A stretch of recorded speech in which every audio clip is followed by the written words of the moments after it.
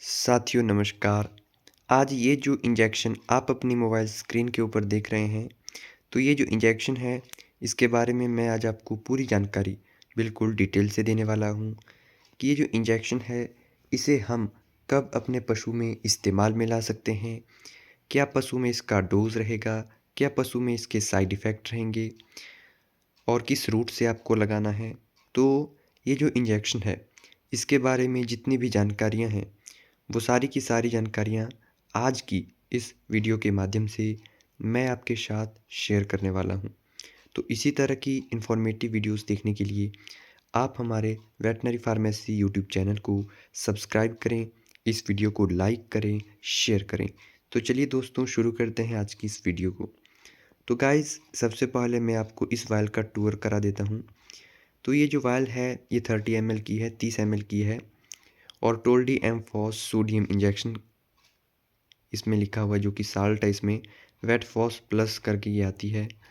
और इस साइड हम चलते हैं तो आप देख सकते हैं यहाँ पे एमआरपी वगैरह मेंशन की है और इस साइड इन्होंने ईच एमएल कंटेन्स और कैसे डोज वगैरह का बताया है। तो यहाँ पर सबसे पहले हम इसके बारे में आपको बताते हैं कि ये आपको कहाँ से मिल सकती है।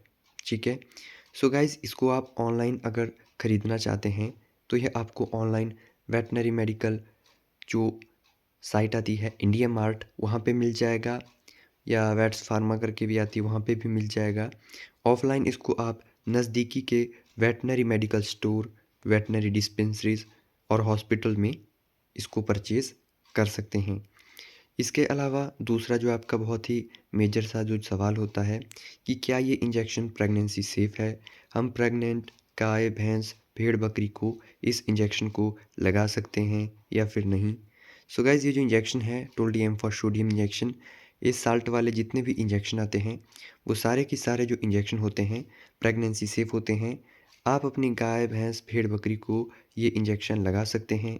किसी भी तरह की कोई भी दिक्कत जो है आपके पशु में देखने को नहीं मिलेगी। हालाँकि आपको डोज़ रेट का ध्यान रखना है, जो कि मैं आगे आने वाले इसी समय इसी वीडियो में आपके साथ भी मेंशन करूँगा। तो ये आप देख सकते हैं और इसी के साथ ही अब हम बात करते हैं कि ये जो इंजेक्शन है, ये पशुओं में किन-किन रोगों में काम करता है। तो सबसे पहले गाइस इस साल्ट वाले जितने भी इंजेक्शन आते हैं, तो यहाँ पर ये जो इंजेक्शन है, कोई भी पशु में मेटाबॉलिक डिसऑर्डर हो गया है, मेटाबॉलिक डिज़ीज़, जिसमें कि पशु में अ, मिल्क फीवर आ जाता है, डाउनर काउ सिंड्रोम हो गया और पशु में कीटोसिस की कंडीशन आ जाती है। ठीक है, मेटाबॉलिक डिसऑर्डर का मानना ये है कि आपका जो पशु है वो बैठ गया है और खड़ा नहीं हो पा रहा है। तो ऐसी कंडीशन में टोल्डी एम फॉस्फोडियम साल्ट वाले जितने भी इंजेक्शन है वो सारे के सारे यूज़ में लाए जा सकते हैं। यहाँ पर गाइस अगर मैं आपको बताऊँ तो ये जो इंजेक्शन होता है, ये फील्ड में बहुत ही बेहतरीन इसका यूज़ है और ये आपको यूज़ में उपयोग होता है। पशु में क्या होता है कि जैसे पशु में कैल्शियम की डेफिशिएंसी हो गई है, उसके अलावा फास्फोरस की डेफिशिएंसी हो गई है, मैग्नीशियम की डेफिशिएंसी हो गई है, पैरालाइज़ की कंडीशन में आपका पशु होता है और पशु जो है वो पिछले पैरों से कई बार खड़ा नहीं हो पाता है, ठीक है? पोस्ट पार्चुरेंट और इसी के साथ ही पशु में जो एनिस्ट्रस होता है और एंडोमेट्राइटिस की जो कंडीशन होती है या लीवर के रिगार्डिंग भी कोई कंडीशन आपके पशु में देखने को मिल जाती है, बच्चा देने के तुरंत बाद आपका पशु बैठ जाता है। तो ऐसी जितनी भी कंडीशन मैंने आपके साथ शेयर की, इन सारी की सारी कंडीशन में आप ये इस साल्ट वाले जितने भी इंजेक्शन हैं, वो आप उपयोग में ला सकते हैं।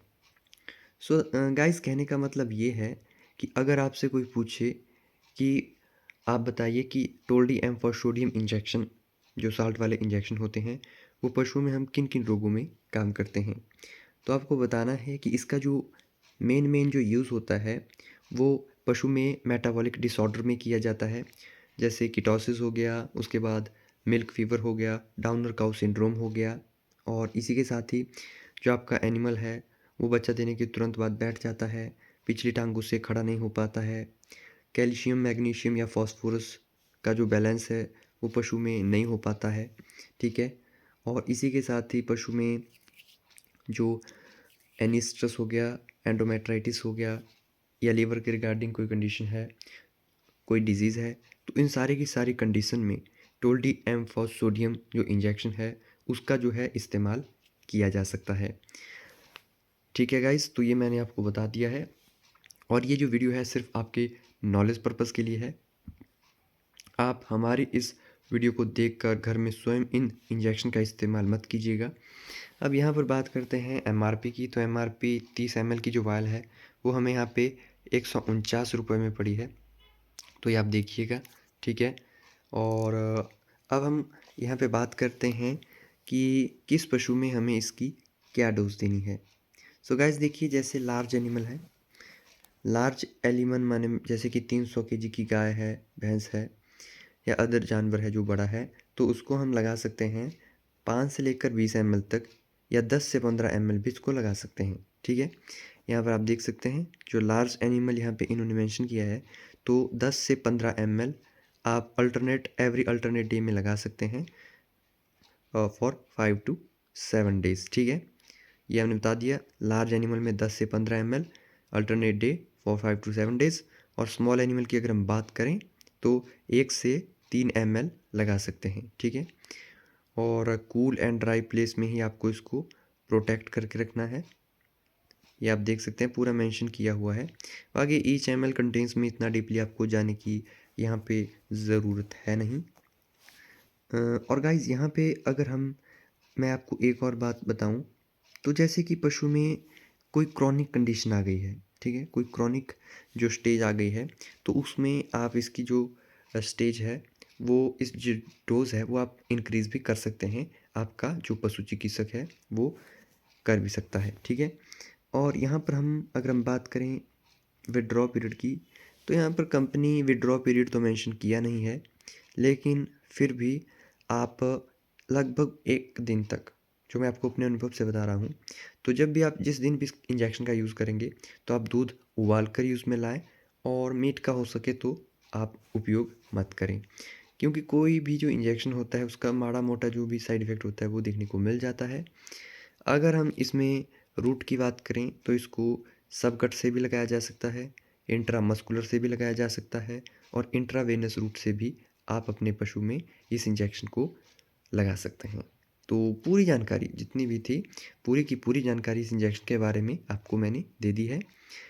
और कोई भी डाउट है तो आप कमेंट मुझे बता सकते हैं नीचे करके, और मिलते हैं नए और फ्रेश एपिसोड में। Thank you.